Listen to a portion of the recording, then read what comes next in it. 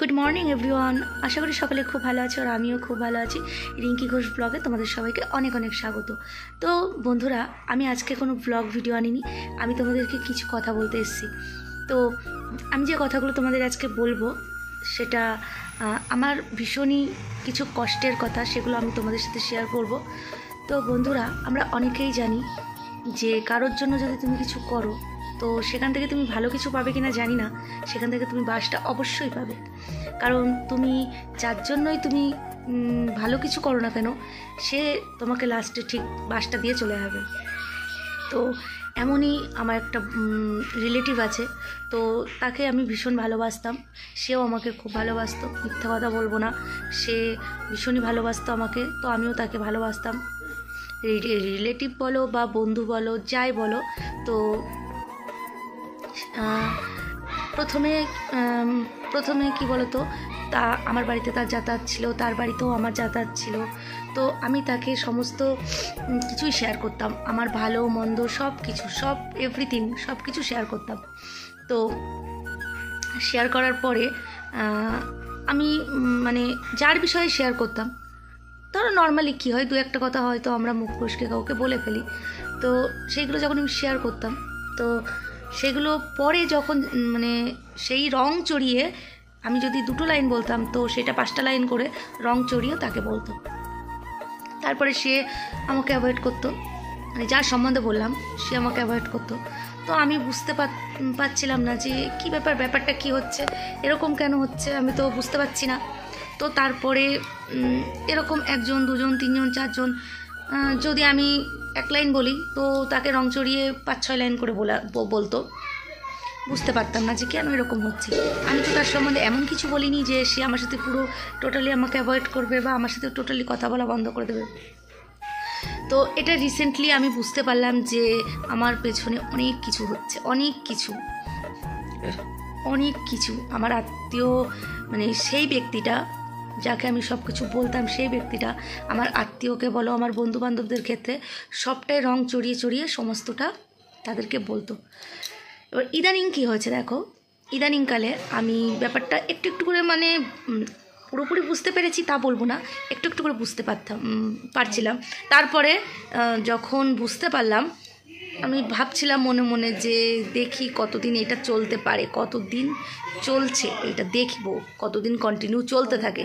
তো তারপরে একটা টাইমে বুঝতে পারলাম যে সত্যিই সেই ব্যক্তিটা আমার উপরে পুরো, মানে কি বলবো, আমাকে এমন মানে এইটুকু একটা মানুষ বানিয়ে রেখে দেওয়ার চেষ্টা করছে, সবার কাছে আমাকে খারাপ প্রমাণ করার চেষ্টা করছে। বাট ওই যে বললাম, ভগবান আছে, ভগবান কিন্তু ওপর থেকে সব দেখছে।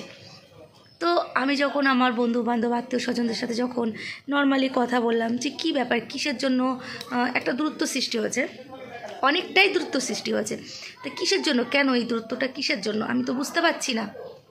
তো তখন সে আমাকে বললো যে তুমি তো এই বলেছো আমার সম্বন্ধে, বা আমার বান্ধবীরা, কিরে তুই তো এই বলেছিস। আমি তখন পুরো থ মেরে গেলাম, বলে কি এ তো নর্মাল যেটুকু কথা হয়েছে। দেখো, মানুষের সুবিধা অসুবিধা নর্মাল কিছু কথাবার্তা মানুষ বলতেই পারে। তো তার পরিপ্রেক্ষিতে যখন আমি নিশ্চয়ই পাগল না যে আমি ভুলভাল তাদেরকে বোঝাবো বা বলবো, কিছু হয়তো আমার সাথে ঘটেছে, আমি সেইগুলোই বলেছি। কারোর কোনো কথা আমার খারাপ লেগেছে, সেই কথাটাকে আমি হয়তো ওর সাথে শেয়ার করেছি। তো ও যে এরকম ঘটলা পাকাবে আমি তো জানতাম না।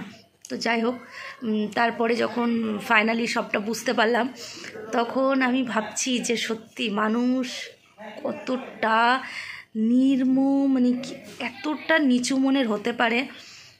মানে দেখে ভদ্রলোক, তুমি বুঝতেই পারবে না যে ওর মনে এত দোষ আছে। ভীষণই ভদ্র, তোমার কাছ থেকে সব কথা শুনবে, সব কিছু, বাট এতটা মুখোশধারী মানুষ হতে পারে সত্যি ভাবা যায় না, সত্যি না। মানে আমি যেটা আমি বলিনি কোনো সেই কথাটার কোনো অস্তিত্ব নেই, কোনো মানে ভিত্তিহীন কথা, সেই সব কথাগুলোও বলেছে। তাহলে তুমি তোমরা ভাবো যে এখনকার দিনে তুমি কোন মানুষকে বিশ্বাস করবে? কোনো মানুষকে কি তোমরা বিশ্বাস করতে পারবে? আমি তো পারবো না। আমার যা এখন পরিস্থিতি, আমি কাউকেই বিশ্বাস করতে পারি না। মন থেকে কাউকে বিশ্বাস করতে পারি না। কারণ আজকাল কি মুখ না মুখোশ এইটাই বুঝতে পারছি না। কারণ আমি কিছু বলিনি, আমি যেগুলো বলিনি, যেগুলো করিনি, সেইগুলোই দিনের পর দিন মানে রং চড়িয়ে বলে গেছে। তো এমনও কিছু কিছু ঘটনা ঘটেছে যেগুলো হচ্ছে সে আমাকে বলেছে, মানে ইভেন এমনও হয়েছে, শুধু যে আমার কথা বলে থেমেছিল তা না, আমাকে এসে বলতো ও তোর সম্বন্ধে এই বলেছে, অমুক তোর সম্বন্ধে এই বলেছে, তমুক তোর সম্বন্ধে। এবার দেখো, আমরা তো তখন অতটা বুঝতাম না, আর আমাদের মনে তো ঘোর পেচ নেই, মানে ওইগুলো যে ওর মনের কথা এখন সেগুলো বুঝতে পারছি। কিন্তু কি করব বলো, কিছু করার নেই, কিচ্ছু করার নেই। মানুষ বহুরূপী, মুখোশধারী, তুমি কি করে বুঝবে বলো? কিচ্ছু বোঝার নেই। আর এখন মানুষ হয়ে গেছে স্বার্থপর। যার কাছে তোমার যতটুকু স্বার্থ ততটুকুই তার সাথে মিশবে, তারপরে তাকে ব্যবহার করা হয়ে গেলে ছুঁড়ে ফেলে দিয়ে চলে আসবে। যখন তোমার সাথে কোনো ইয়েতে তার ধরো প্রয়োজন বা দরকার, এমন মধুর ব্যবহার করবে, এমন ভালো ব্যবহার করবে, মনে হবে যেন ওর মতো ভালো বন্ধু, ওর মতো ভালো আত্মীয়, ওর মতো ভালো শুভাকাঙ্ক্ষী পৃথিবীতে তোমার কেউ নেই। যখনই তোমাকে তার ব্যবহার করা হয়ে যাবে, ছুঁড়ে লাথি মেরে ফেলে চলে যাবে, তখন তার আসল রূপটা তোমাকে দেখাবে। তো যাই হোক, সবাইকে বলবো এরকম মানুষের থেকে দূরে থাকো। আর হ্যাঁ, তোমাদেরকে একটা কথাই বলবো, সেটা হচ্ছে এই যে নিম্নবর্তী নিচু মনের মুখোশধারী মানুষ, এরা কিন্তু অপর কেউ হয় না, আমাদের কাছের মানুষেরাই হয়, আমাদের নিজেদের চেনা জানা লোকেরাই হয়। এরা কিন্তু পর হয় না। একটা অচেনা লোক কিন্তু তোমার সম্বন্ধে জানে না, চেনা লোকটাই তোমার সম্বন্ধে জানে, আর সেই তোমাকে বাসটা দেওয়ার সুযোগ রাখে। তাই সাবধান, সবার থেকে দূরে থাকো, নর্মালি যতটুকু প্রয়োজন ততটুকু কথা বলো, আদারওয়াইজ মেনটেন করে চলো, দেখবে অনেক ভালো থাকবে। আর নিজেরাও সুস্থ থাকবে, অন্যকেও সুস্থ রাখতে সাহায্য করবে। কারণ কি বলো তো, আজকালকার দিনকাল না ভীষণ খারাপ, ভীষণ খারাপ। তুমি যাদেরকে যত ভালোবাসা দেবে, তারা তোমার ক্ষতি করার জন্য উঠে পড়ে লাগবে। কারণ আজকে আমার সাথে যে প্রবলেমটা হয়েছে, যে পরিস্থিতিটা আজকে আমার হয়েছে, এই পরিস্থিতি যে কালকে তোমাদের হবে না তার কোনো গ্যারান্টি নেই। কিন্তু তাই বলছি, সবার সাথে সাবধানে মেশো। আর হ্যাঁ, একটা কথা, সবাইকে বন্ধু ভেবো না, বন্ধুর মধ্যেও অনেক শত্রু লুকিয়ে আছে। আর সব থেকে বড় কথা কি বলো তো, নিজের মনের কথা সব কিছু বলো না, ওটা নিয়েই তোমাকে একদম কাটাছেঁড়া করে দেবে। ওটার মধ্যে অনেক মশলা মেশাবে, রংচং মিশিয়ে রংচং করে ওটাকেই পুরো কাটাছেঁড়া করে দেবে। তো বন্ধুরা, আমার কথাগুলো যদি তোমাদের ভালো লাগে, প্লিজ লাইক কমেন্ট শেয়ার করো। আর কার কার সাথে আমার কথাগুলো মিলে গেছে, কে কে আমার মতো এরকম প্রতারণার শিকার হয়েছ, কমেন্টস করতে কিন্তু একদম ভুলবে না।